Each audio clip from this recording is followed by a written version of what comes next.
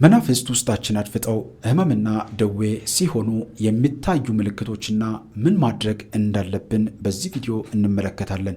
ሰላም ውድ ቤተሰቦቼ እንደምን አላችሁ? እንደምን እስከ ሰዓት ደረሳችሁ? እግዚአብሔር አምላካችን ከሁላችን ጋር ይሁን። በዛሬው ቆይታችን እንግዲህ በርዕሱ እንደተመለከታችሁት መናፍስት ወይም አጋንንት ውስጣችን ሆነው ህመምና ደዌ ሲሆኑ የሚታዩ ምልክቶችን እንመለከታለን፣ መፍትሄዎችንም እናስቀምጣለን። እንግዲህ ውድ ቤተሰቦቼ ብዙዎቻችን እንደምናውቀው ዛሬ በተለያዩ ነገሮች እንታመማለን፣ በተለያየ ነገር እንታመማለን። አንዳችን ራሳችንን ጭንቅላታችንን ያምናል፣ ምን እንደሆነ ግን አናውቅም።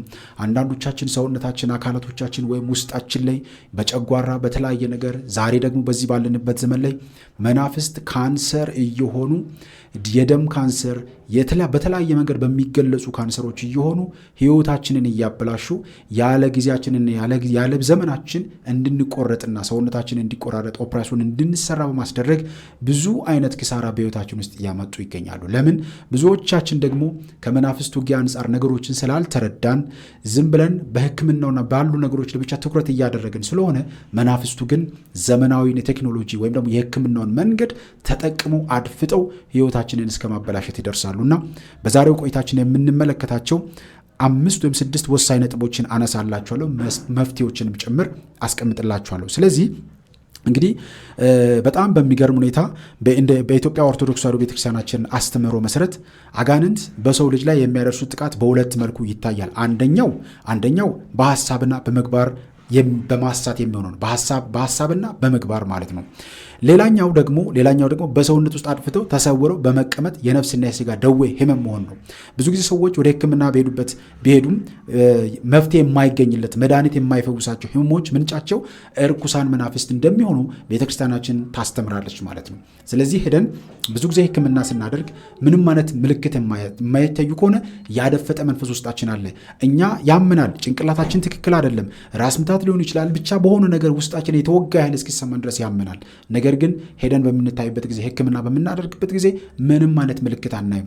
ጨጓራ ያመኛል ብለን ጨጓራ ነው ብለን ተጨንቀን አሞን ሄደን ህክምና ቦታ ስንታይ ምንም ነገር አይኖርም።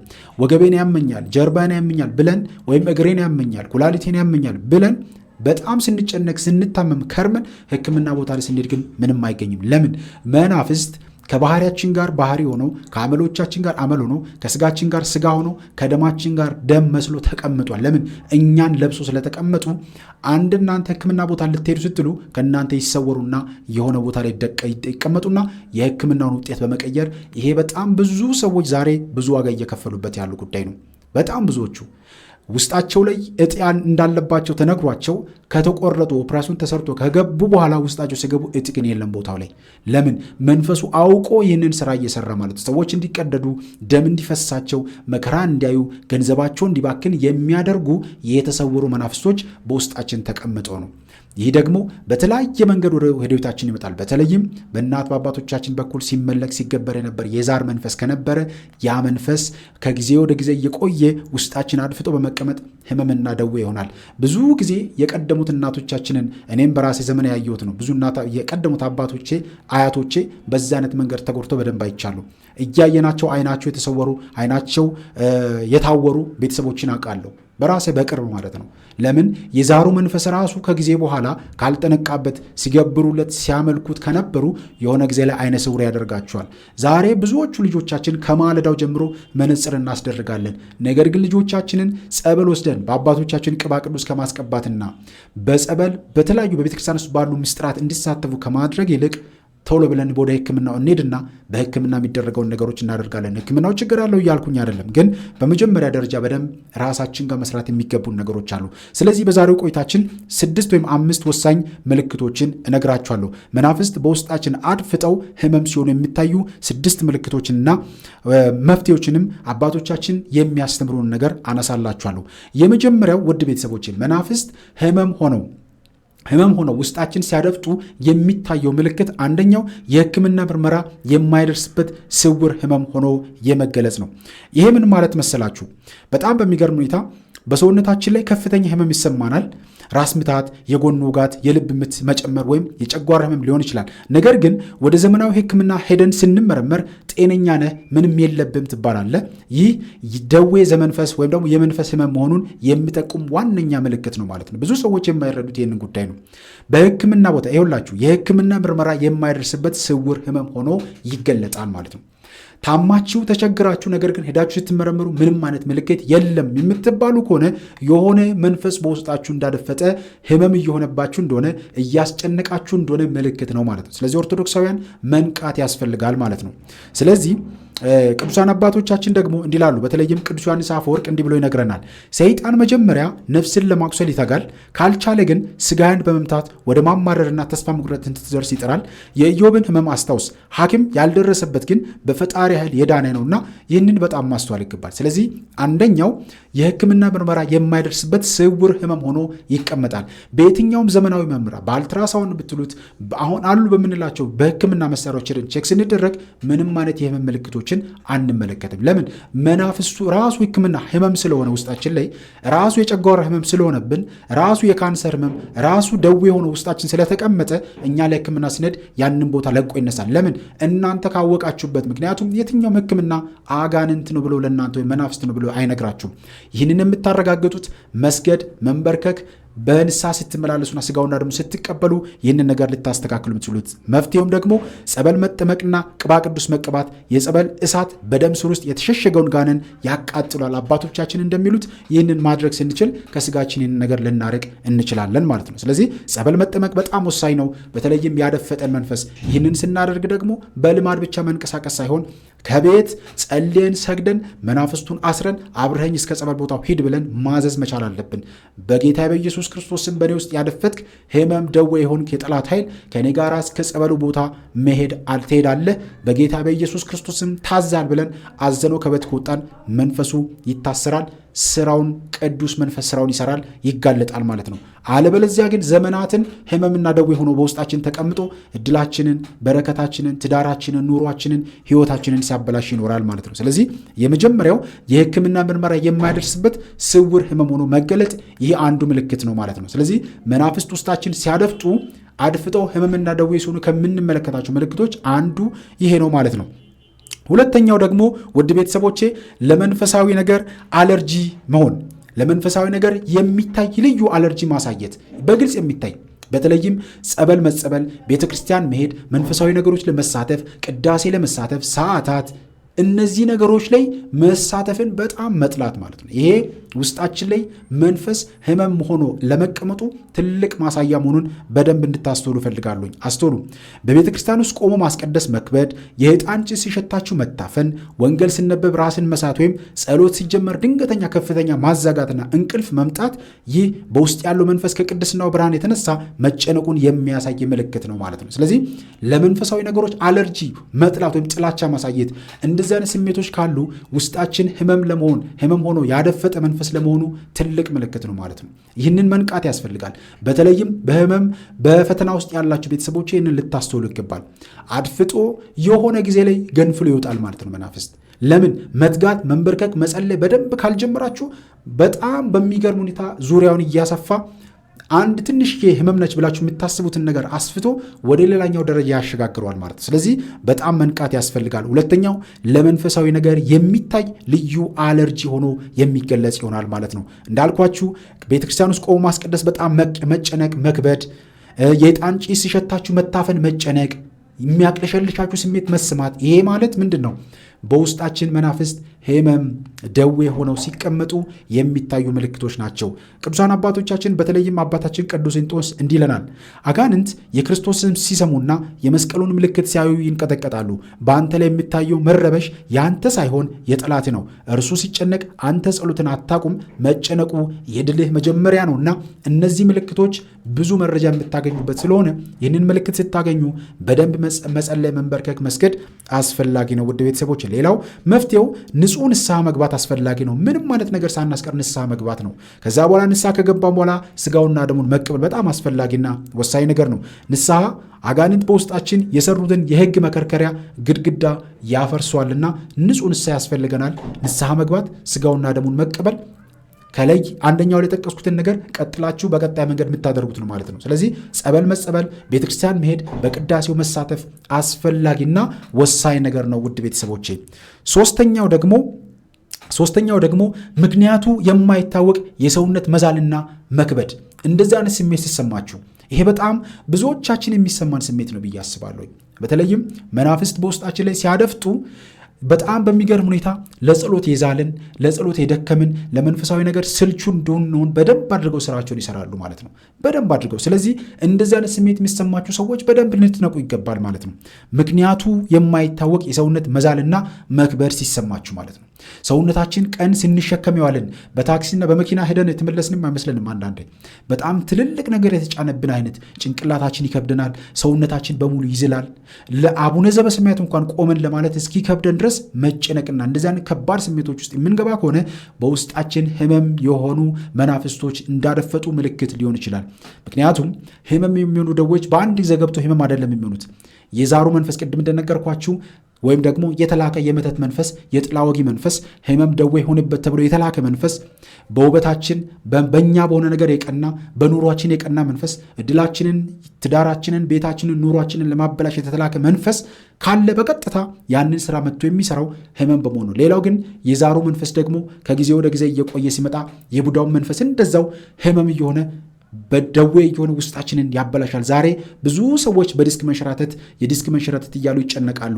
ነገር ግን መናፍስት ወገብ ላይ ተቀምጠው ወገባችንን ዜሮ አድርገው ከስራ ውጭ ከጥቅም ውጭ አድርገው እንደሚያስቀሩን ግን ብዙ ሰዎች አይረዱትም። የዲስክ መንሸራተት ኦልሞስት ብዙውን ፐርሰንት የሚሆነውን አጋንንት የሚያደርጉት ስራ ነው። አጋንንት የሚሰሩት ስራ ነው። ወገብ ላይ በመቀመጥ ለመስገድ እንዳትችሉ፣ ለመንፈሳዊ ነገር እንዳትታዘዙ፣ የሆነ ነገር ተሸክማችሁ እየተጓዛችሁ ያለ እስኪሰማችሁ ድረስ በማድፈጥ ስራቸውን የሚሰሩት የመናፍስት ስራ ስለሆነ በደንብ መንቃት አስፈላጊ ነው። ስለዚህ ሶስተኛው ምክንያቱ የማይታወቅ የሰውነት መዛልና መክበድ ማለት ነው። በስጋዊ ስራ ላይ በጣም ጠንካራ ሆነ ሳለ ለጸሎትና ለስግደት ስትነሳ ግን መላ ሰውነት እንደ ብረት ይከብድሃል። ትከሻ ላይ ሰው የተቀመጠብህ ያህል ይሰማሃል። ይህ ገርጋሪ መንፈስ ተጋድሎ እንዳታደርግ ሰውነትን አስሮ የያዘበት መንገድ ነውና ሁላችንም ኦርቶዶክሳውያን ልንነቃ ይገባል። ማር ይስሐቅ አባታችን እንዲህ ይለናል፣ ሰይጣን ሰውን ሰነፍ የሚያደርገው ጸጋውን ሊሰርቅ ሲፈልግ ነው። ሰውነትህ ቢከብድም እንኳን በግድ ስገድ፣ የስግደትና ያንን የከበደን ትዕቢት መንፈስ ሰባብሮ ይጥለዋልና መስገድ በጣም አስፈላጊ ነው። በረከታቸው ይደረብን። የአባታችን የማር ይስሐቅ ሶርያዊ በረከቱ ይደረብን በእውነት። ስለዚህ መፍትሄውም አዘውትሮ መስገድ ነው። ይሄ በጣም አስፈላጊ ነገር ነው። መስገድ ነው። መስገድ እንደዚህ አይነት ስሜት ሲሰማን በደንብ መስገድ ያስፈልጋል። መናፍስት በውስጣችን ተቀምጠው እንዳንሰግድ፣ እንዳንጸልይ፣ እንዳንበረከክ ስለሚያደርጉ ይህንን ሰንሰለት የምንበጥሰው የምንሰብረው ደግሞ በደንብ አድርገን በመንበርከክ ነው ማለት ነው። ከዚህ በፊት ደጋግሜ እነግራችኋለሁ፣ የሚከብዳችሁን ነገር አድርጉ። ለምሳሌ መስገድ የምትቸገሩ ከሆነ ያንን በማድረግ ጠላትን ዲያብሎስ ማሳፈር ያስፈልጋል። ጸሎተ አርጋኖን መጸለይ የሚከብዳችሁ ከሆነ ያንን በማድረግ ጠላት ዲያብሎስን ማሳፈር ያስፈልጋል። ሰይፈ ሥላሴ ስትጸልዩ የምትጨነቁ ከሆነ ሰይፈ ሥላሴን በደንብ በመጸለይ ጠላት ዲያብሎስን ማሳፈር ያስፈልጋል። መዝሙረ ዳዊት ስትጸልዩ የምትጨነቁ የምትረበሹ ከሆነ መዝሙረ ዳዊት በመጸለይ ማሳፈር ያስፈልጋል። ቅዳሴ ላይ ስትሆኑ የምትጨነቁ የምትረበሹ ከሆነ ቅዳሴ በመግባት ጠላት ዲያብሎስን ማሳፈር ያስፈልጋል። ስጋውና ደሙን ለመቀበል ስታስቡ የምትረበሹ የምትጨነቁ ከሆነ ዲያብሎስን የምታሳፍሩት ቅዱስ የሆነውን ስጋውና ደሙን ስትቀበሉ ጠላት ዲያብሎስን ታዋረዱታላችሁ፣ ትቆጣጠሩታላችሁ ማለት። ስለዚህ አዘውትሮ መስገድ በጣም አስፈላጊ ነው። ስግደት የስጋን ገርነት ሰብሮ የስጋን ግትርነት ሰብሮ መንፈስን ነፃ ያወጣልና በደንብ መስገድ አስፈላጊ ነው። ለዚህ ነው የአምልኮት ስግደት ስገዱ፣ የንስሐ ስግደት ስገዱ፣ የክብር ስግደት ስገዱ። ስግደት መሰገድ ባለበት ቀን በተለይም የአምልኮት ስግደት ሁሌ እንደምንሰገድ ደጋግመን የምንነግራችሁ ለዚህ ነው ውድ ቤተሰቦቼ። አራተኛው ደግሞ በሰመመንና በህልም የሚታዩ አስፈሪ ምስሎችን መመልከት። እንደዚህ ስትመለከቱ ውስጣችሁ ላይ ያለ መንፈስ ከጊዜ በኋላ ህመምና ደዌ እየሆነ ለመታየቱና እየወጣ ለመሆኑ ትልቅ ምልክቶች ናቸው። መናፍስት በህመም ውስጣችንን እያጠቁ እንደሆነ የምንመለከተው ውስጣችን ለሆነው በህመም እየፈተኑን ለመሆናቸው ትልቁ ማሳያ እንደዚህ አይነት ምልክቶች ናቸው። በህመም ስንጨነቅ፣ በህመም ስንፈተን የስጋ ህመም ወይም ደግሞ ዝም ብሎ በተፈጥሮ የመጣ ነገር ብቻ አድርገን ለሕክምና መሽከርከሩን ትተን ወደ ቤተክርስቲያን መቅረብ ያስፈልጋል። መናፍስት ውስጣችን ሆነው ህመምና ደዌ እየሆኑ እያስጨንቁን እንደሆኑ ልትረዱ ይገባል ውድ ቤተሰቦች። ስለዚህ በሰመመንና በህልም የሚታዩ አስፈሪ ምስሎች፣ ይሄ አንዱ ከላይ ባነሳ ነው በምንወያይበት ርዕስ ውስጥ ትልቅ በጣም ልንረዳው የሚገቡ ምልክቶች ናቸው ማለት ነው። መናፍስት በውስጣችን አድፍጠው ህመም ሲሆኑ የሚታዩ ምልክቶች ናቸው ማለት ነው። ስለዚህ አራተኛው በሰመመንና በህልም የሚታዩ አስፈሪ ምስሎችን መመልከት ማለት ነው። በሰመመን በከፊል ንቃት ውስጥ ሆነ አንድ የሚያስፈራ ነገር ሲጫን ሲያንቅ ሲሞክር ወይም እባብና ውሻ ሲያሳድዱ ማየት፣ ስትነቃ ሰውነት ይዝላል፣ ላብ ያጠምቃል። ይህ መንፈሱ በአንተ ላይ ቁርኝት ወይም መፍጠሩን የሚያሳይ ትልቅ ምልክት ነው ማለት ነው። ስለዚህ ውስጣችን ያደፈጠው መንፈስ ህመምና ደዌ ሆኖ ለመቀመጡ እነዚህ ምልክቶች ናቸው ማለት ነው። አንዳንድ ሰዎች ጭራሽ ህመም ይሰማናል ብለን የማናስባቸውን ቦታ ያመኛል የሚሉ ሰዎች አሉ። በዚህ በኩል ይላሉ፣ በዛኛው በኩል ያመኛል፣ በዛ በኩል ያመኛል ያሉ። ህክምና ሲሄዱ ግን ምንም ነገር የለም። ቴራፒ ምናምን ብለን ሌላ ቦታ እንሄዳለን። እዛም ስንሄድ ምንም ነገር የለም። ጠላት ዲያብሎስ ትልቁ ዓላማው በህይወታችን ውስጥ እኛ ክሳራ እንድንሆን ማድረግ ነው።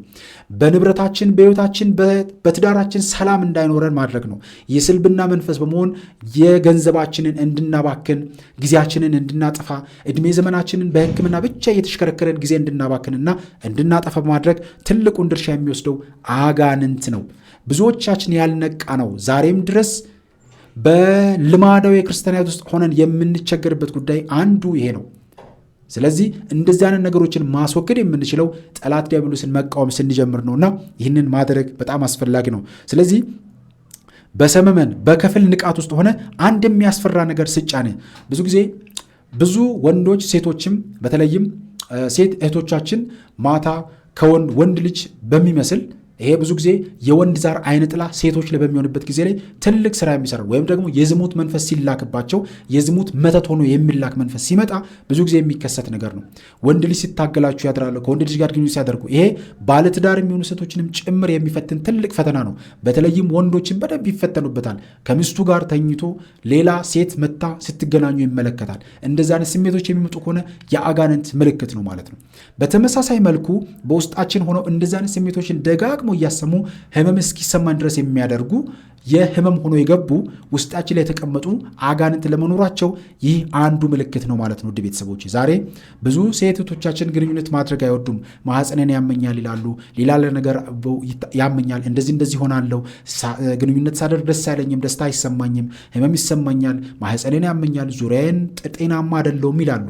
ነገር ግን ማታ መንፈሱ ምስቴ ናት ብሎ ወይም ባሌ ነው ብሎ ባሌ ናት አግብቻታለሁ ብሎ እያወራ ወይም ምስቴ ናት እያለ እያወራ ወንዱ ላይ ሆና ባሌ ነው ትላለች፣ ሴቷ ላይ ሆኖ ደግሞ ምስቴ ናት እያለ ያወራል ማለት ነው መንፈሱ ራሱ። ስለዚህ በዚህ አይነት መንገድ ውስጥ ዛሬ ከመናፍስት ጋር ጋብቻ ፈጽመን ብዙ የምንቸገር ብዙ መከራ እያየን ያለን ብዙ ሰዎች እንገኛለን። እግዚአብሔር አምላካችን ሁላችንን ከዚህ ከዲያብሎስ እስራት ይገላግለን። ስለዚህ በደንብ መንቃት የሚያስፈልገው እዚህ ጋር ነው። ቅዱስ ኤፍሬም ሶርያዊ እንዲህ ይለናል፣ መኝታህን በመስቀል ምልክት አትመው፣ የሰይጣን ጭፍሮች የታተመ ደጅን ማለፍ በጭራሽ አይችሉም። በህልም የሚያስፈራ ጠላት በውኑ ዓለም ከአንተ የተሸነፈ መሆኑንም እወቅ ይሉናል አባቶቻችን። በረከታቸው ይደርብን። ስለዚህ በመስቀል ቤታችንን መባረክ የሚያስፈልገው ለዚህ ነው። የምንተኛበትን ቦታ በቤታችን ውስጥ የጸሎት ቦታ አስፈላጊ ነው ተብሎ የሚነገረው አንዱ ለዚህ ነው ውድ ቤተሰቦች። ስለዚህ ይህንን ነገር መረዳት በጣም አስፈላጊ ነው። ለዚህ ደግሞ ወሳኙ መፍትሄ ከመተኛታችን በፊት መዝሙረ ዳዊትን መጸለይ ከዚህ በፊት ነግሬያቸዋለሁ። መዝሙር 22፣ መዝሙር 91፣ መዝሙር 50 ሌሎችንም መዝሙረ ዳዊቶችን በደንብ አድርጎ ጸልዮ መተኛት በጣም አስፈላጊ ነው። ቅድም እንደነገርኳችሁ ቤታችሁን በጸበል ማስረጨት፣ በካህናት ቤቶቻችሁን ማስረጨት፣ የጸሎት ቦታ ማዘጋጀት በጣም አስፈላጊ ነው። ከመተኛት በፊት መዝሙር 90ና 91ን ጸልይ፣ መኝታን በጸበል በደንብ መርጨትን አትርሳ ይሉናል አባቶቻችን። ይህንን ነው የሚመክሩ። ስለዚህ ይህንን ሁላችንም ልናደርግ ይገባል። አምስተኛው ድንገተኛ የስሜት መለዋወጥ፣ ቁጣና ጭንቀት የሚሰማን ከሆነ መናፍስት ውስጣችን ህመምና ደዌ ሆነው አድፍጧልና በደንብ ልትነቁ ይገባል። ድንገተኛ የስሜት መለዋወጥ የምትመለከቱ ከሆነ ውስጣችን ያደፈጡ መንፈሶች ህመምና ደዌ እየሆኑ ያንን ስሜቶቻችንን ወደ ሌላ ነገር ውስጥ እየወሰዱ የጭንቀት የፈተና ወደማይሆኑ ህይወት ውስጥ እያስገቡን እንደሆነ ትልቅ ማሳያ ምልክቶች፣ አቅጣጫ የሚጠቁሙ ነገሮች ናቸውና መንቃት ያስፈልጋሉ። ውድ ቤተሰቦቼ ያለምንም ምክንያት በቤተሰብህ ወይም በጓደኛ ላይ ከፍተኛ ቁጣ መነሳሳት ወይም ደግሞ ብቻዬን ስትሆን መሞት እፈልጋለሁ የሚል የጥፋትና የጭንቀት መንፈስ መምጣት ይህ አጋንንት በህሊና ላይ ቁጭ ብለው በሐሳባቸውን ሲያገቡብህ የሚፈጠር ምልክት ነውና ይህንን አይነት ነገር በደንብ ማስተዋል ይገባሉ ውድ ቤተሰቦቼ። ስለዚህ መናፍስት ውስጣችን ሆነው ህመምና ደዌ ሲሆኑ ከሚታዩ ምልክቶች አንዱ ይሄ ነው ማለት ነው። ውድ ቤተሰቦቼ አረጋዊ መንፈሳዊ አባታችን እንዲህ ይለናል፣ ቁጣ የሰይጣን ጭስ ነው፣ ጭሱ ባለበት ደግሞ እሳቱ ወይም ጋኔኑ አለ። ልብህን በምስጋና ከሞላኸው ግን ያ የጭንቀት ጭጋግ ይበተናል ማለት ነው እና ስለዚህ ይህንን ማድረግ በጣም አስፈላጊ ነው። መፍትሄውም የኢየሱስ ክርስቶስን ጸሎት በደንብ አድርጎ መጸለይ ነው። ከዚህ በፊት ነግሬያቸዋለሁ። አቤቱ ጌታ ኢየሱስ ክርስቶስ ሆይ እኔን ኃጢአተኛውን ልጅህን ማረኝ እያላችሁ በደንብ መጸለይ። በተለይም ይህንን ስትናገሩ መቁጠሪያን መጠቀም በጣም አስፈላጊ ነው። አቤቱ ጌታ ሆይ እኔን ልጅህን ማረኝ እያልን መቁጠሪያን መጠቀም፣ ሰውነታችንን መታመታ ማድረግ፣ ሰውነታችንን መታመታ ማድረግ። አቤቱ ጌታ ሆይ እኔን ልጅህን ኃጢአተኛውን ልጅህን ማረኝ እያልን ሰውነታችንን መታመታ ማድረግ፣ ጭንቅላታችንን መታመታ ማድረግ፣ ሰውነታችንን ያመናል ብለን የምናስበውን ሆዳችንን የሚያመን ከሆነ ሆዳችን አካባቢ መታመታ ማድረግ። ይሄ በቃ በጣም አስፈላጊ ነው፣ ወሳኝ ነገር ነው። ቅዱሳን አባቶቻችን ይሄ የሚመክሩን ነው። ይሄ በደንብ የሚያሳዩን የሚያስተምሩን ነገር ነው። እግዚኦ መሐረነ ክርስቶስ እያላችሁ መቁጠር በጣም አስፈላጊ ነገር ነው። እግዚኦ መሐረነ ክርስቶስ እያላችሁ መቁጠራችሁ 41 ከሆነ 41 ጊዜ መቁጠር፣ 64 ከሆነ 64 ጊዜ መቁጠር፣ 120 ከሆነ 120 ጊዜ መቁጠር፣ 21 ከሆነ ደግሞ 21 ጊዜ መቁጠር። ይህንን ማድረግ ትልቅ በረከት ያገኛል። የጌታ ኢየሱስ ክርስቶስ ጸሎት የምትባሏን አቤቱ ጌታ ኢየሱስ ክርስቶስ ሆይ እኔን ኃጢአተኛውን ልጅህን ማረኝ ማለት በጣም አስፈላጊ ነው። በመንገዳችን፣ በጉዟችን፣ በእያንዳንዱ እንቅስቃሴያችን ላይ ይህንን ጸሎት ልንጸልይ ይገባል። ውድ ቤተሰቦቼ ይህንን ካደረግን በስጋችን በደማችን ያደፈጠውን ጠላት አንዱ የምናሸንፍበት ትልቁ መሳሪያ ነውና ይህንን ሁላችንም ልናደርግ ይገባል። ውድ ቤተሰብ ስለዚህ ይሄ በጣም ልናውቀው ልንጠቀመው የሚገባ ነው። አምስተኛው ድንገተኛ የስሜት መለዋወጥ፣ ቁጣና ጭንቀት የሚፈጠር ከሆነ የሚሰማን ከሆነ ውስጣችን ህመምና ደዌ የሆኑ ያደፈጡ መንፈሶች ለመኖራቸው ትልቅ ምልክት ነውና ይህንን ሁላችንም ኦርቶዶክሳውያን ልንነቃው ይገባል። ስድስተኛው በጸሎትና በቃለ እግዚአብሔር ላይ የሚመጣ ዝንጋኤ፣ ለጸሎት ቦታ አለመስጠት፣ ለመንበርከክ ጊዜ አለመስጠት፣ መርሳት ጭራሽ ማለት ነው። እንደዚህ አይነት ስሜቶች ካሉ ውስጣችንን መንፈሱ ኦልሞስት 90 ወይም 100%ቱን ስለተቆጣጠረን ከመንፈሳዊ ነገሮች ያርቀናል ማለት ነው። ስለዚህ እንደዚህ አይነት ስሜቶች ካሉ መናፍስት ውስጣችን አድፍጠው ህመምና ደዌ በመሆን ከብዙ ነገር እያራቁ ነው። ምክንያቱም የህመም ስሜት ቢሰማችሁ ከሆነ መጸለይ አትችሉም። የህመም ስሜት ከመጣ ቤተክርስቲያን መሄድ አትችሉም። የህመም ስሜት ከመጣ ጸበል መጸበል አትችሉም። የህመም ስሜት በሰውነታችሁ ላይ ካለና ፈተናዎቹ እየበዙ ከሄዱ ወደ ቤተክርስቲያን መቅረብ አትፈልጉም፣ ያስጠላችኋል ማለት ነው። እንድታማርሩ እንድትጨነቁ፣ እግዚአብሔር ሁሌ በፈተና ይፈትነኛል፣ እግዚአብሔር ሁሌ ህመምተኛ አድርጎኛል ብላችሁ እንድታስቡና ጭንቀት ውስጥ እንድትቆዩ ሁሌም ዲያብሎስ የሚሰራው ስራ ነው። ለዚህ ነው የዲያብሎስን ሴራ ማወቅ አስፈላጊ ነው ብለን የምንናገሩ ውድ ቤተሰቦች። ስለዚህ ይህ በጣም ልንረዳው የሚገባ ነገር ነው። በጸሎትና በቃለ እግዚአብሔር ላይ የሚመጣ ዝንጋኤ። አንዳንዶቻችን እኮ ቤተክርስቲያን አማትበን መግባት እንዳለብን የምንረሳ ሰዎች አለን። እውነቴን ነው የምላችሁ። አንዳንዳቻችን ዝም ብለን የምንገባ ሰዎች እኮ አለን አይደል? ከገባም በኋላ የምናስታውስ ሰዎች በጣም ብዙ ሰዎች አለን። ጸሎት ጀምረን አባታችን ነው ብለን አባታችን ነው ብለን መጨረሳችንን እንኳን የማናውቅ ሰዎች ብዙ ሰዎች አለን። ለምን? እኛ አይደለንም ጸሎቱን ይጸልን ያለ ነው። ነገር ግን ጸሎት እንድትጸልዩ ውስጣቸው ፍላጎት ቢኖሩም ዲያብሎስ ጸሎቱን እንዳትጸልዩ ግን እየታገለ ስለሆነ በአግባቡ ጸሎቱን መጸለይ አትችሉም ማለት ነውና ታቆሙታላችሁ ማለት ነውና መጽሐፍ ቅዱስ ለማንበብ ስትከፍት ወዲያው ዓይን መፍዘዝ፣ ቃላቱ ግራ መጋባት ወይም ጸሎት ላይ ሆነ የሌላ ሐሳብ መከመር፣ የሌላ ሐሳብ መጥቶ መከመር፣ ይህ መንፈሱ እንዳትነቃበትና ቃሉ እንዳይፈውስ ዓይንህና ልብን የጋረደበት ዓይነ ጥላ ሆኖ መቀመጡንም የሚያሳይ ነው ማለት ነው። ስለዚህ መናፍስት በዚህ አይነት መንገድ በውስጣችን ላይ ህመምና ደዌ ሆነው ከነዚህ ከምንፈልጋቸው ከመንፈሳዊ ነገሮች ያርቁናል ማለት ነው። እነዚህ አሁን የጠቀስኳቸው 5 ነገሮች ናቸው። በጣም ብዙ ነገሮች ይኖራሉ። እናንተ እየተፈተናችሁ ያላችሁ ቤተሰቦቼ፣ እየተጨነቃችሁ የተቸገራችሁ ያላችሁ ሰዎች የምትረዱት የምታውቁት ማለት ነው። ስለዚህ እናንተም የሚሰማችሁን ስሜት ብታጋሩ ብዙ ሰዎችን ታስተምራላችሁ። ምክንያቱም ዛሬ ብዙዎቻችን ከቤተ ክርስቲያን ከመንፈሳዊ ነገሮች እየራቅን ያለ ነው። አንዱ ውስጣችን ህመም ሆኖ ደዌ ሆኖ በተቀመጠው መንፈስ እየተጨነቀን ስለሆነ ማለት ነው።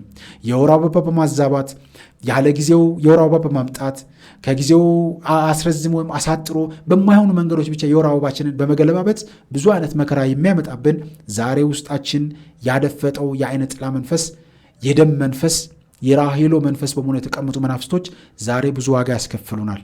ስለዚህ ብዙዎቻችን ዛሬ እየተፈተንን ያለነውን ነገር ለዛ ጉዳይ ብለን ትኩረት ስለማንሰጥና በልማዳዊ ክርስትናቱ ስለተቀመጥን ዲያብሎስ አይፈትነኝም ብለን አንዳንዶቻችን በትዕቢት ተጀቡነን ስለተቀመጥን ወይም ደግሞ ቤተክርስቲያን ሄዳለሁ፣ ማህበራት ልሳትፋለሁ፣ ዝክር ይዘክራለሁ ብለን ብቻ በልማዱ ስለተቀመጥን ብዙ ዋጋ እየከፈልን እንገኛለን። እግዚአብሔር አምላካችን የንቃት ልቦና እግዚአብሔር አምላካችን ይስጠን። እንድንነቃ እንድንበረታ እግዚአብሔር አምላካችን ሁላችንንም ያግዘን። ስለዚህ ስድስተኛው በጸሎትና በቃለ እግዚአብሔር ላይ የሚመጣ ዝንጋኤ ነው።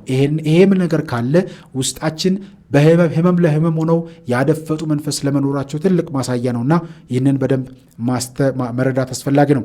አባታችን አረጋዊ ፊልክስዩስ ደግሞ እንዲህ ይለናል፣ ሌባ ወደ ቤት የሚገባው መብራቱ ሲጠፋ ነው። ሰይጣንም ዝንጋን የሚልክብህ የጸሎት መብራትን አጥፍቶ በረከትን ልዘርፍ ነው። ንቃ፣ ተነስና ጸልይ ይለናል አባታችን። በረከቱ ይደርብን በእውነት።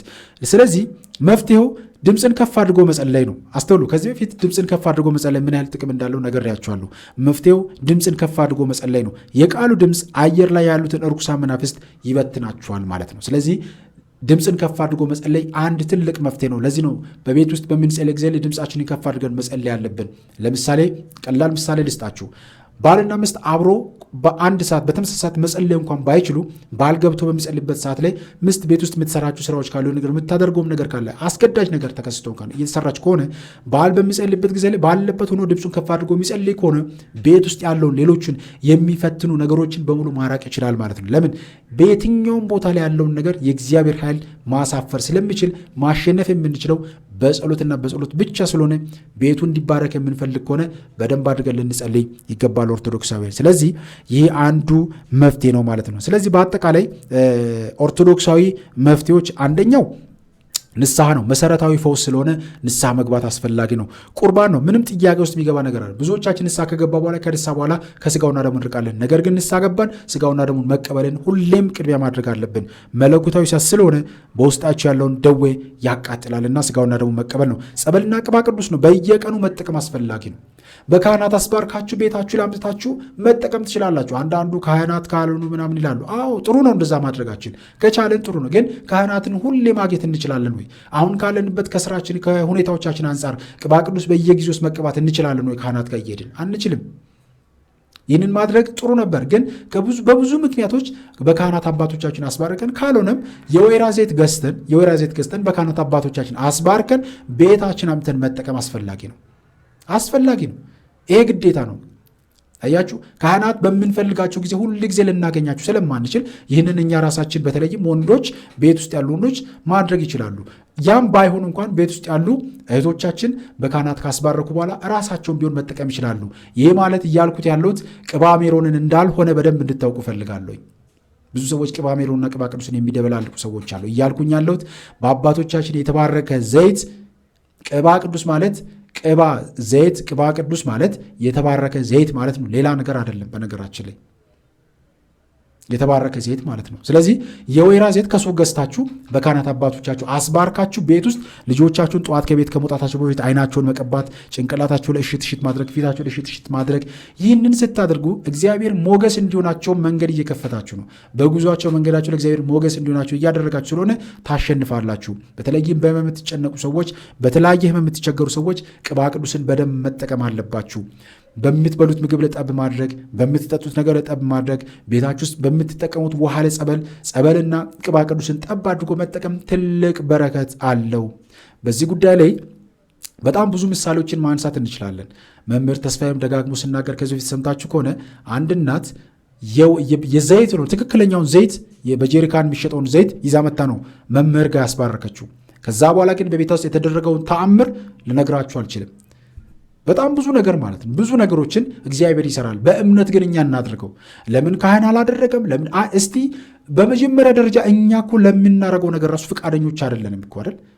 ምክንያቱም ይሄን ነገር የሚቃወሙ ሰዎች ብዙዎቹ በቤተ ክርስቲያን ውስጥ የመናፍስቱን ውጊያ የሚቃወሙ ሰዎች ናቸው። ውስጣቸው ያደፈጠው መንፈስ ግን ያንን ምላሽ እየመለሰ እንደሆነ ብዙዎቹ አልተረዱም። ስለዚህ ጸበልና ቅባ ቅዱስን በየቀኑ መጠቀም። ከዛ ውጭ መዝሙረ ዳዊትን በተለይም መዝሙር 22፣ መዝሙር 34፣ መዝሙር 57፣ መዝሙር 90 እነዚህ የድል መሳሪያዎች ስለሆኑ እነዚህን መዝሙረ ዳዊቶች በደንብ አድርገን ልንጸልይ ይገባል። ውድ ቤተሰቦች፣ ውድ የቻናላችን ቤተሰቦች፣ ይህ ትምህርት ለብዙዎች የማንቂያ ደወል እንዲሆን ሁላችሁም ላይክና ሼር ማድረጋችሁን እንዳትረሱ።